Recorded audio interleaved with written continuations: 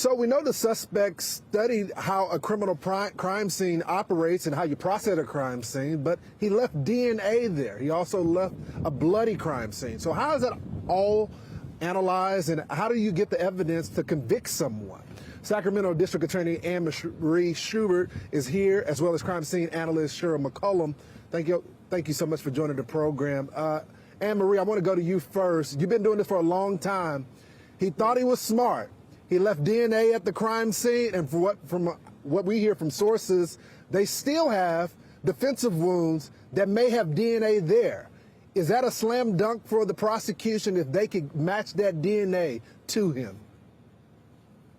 Well, whenever you have DNA evidence, you're always looking to see what is the item left behind. And, in some cases, you can try to come up with an innocent explanation as, for instance, if you have a rape murder, perhaps the person will claim he had consensual sex and somebody else killed the victim. But, in this particular situation, you've got a knife sheath left behind, according to the affidavit. And that's a difficult thing to explain when you couple that with all the other evidence that we're talking about with the car and the phone and the trail of evidence both before, during, and after the crimes.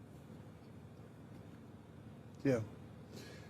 I want to go to you, Ms. McCollum. So what if this suspect says, hey, my knife was stolen.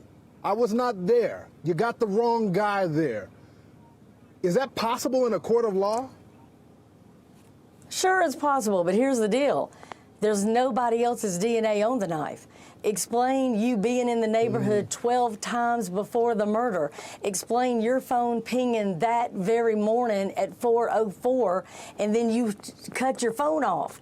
And that'll be a pattern that he will not be able to explain because he's probably never cut his phone off or put it on airplane mode before this particular incident. So there's a lot of things he's not going to be able to explain. Sheryl, I anticipate this guy just because he was there, and this house was known as one that had a lot of parties there. He could potentially say he was there at some of the parties, that some of the hits were off the cell phone was him going to events there. Do you expect that to hold up in court? And, I just got to say, this is a court of law, so there's going to be a lot of back and forth there. Do you expect that? Listen.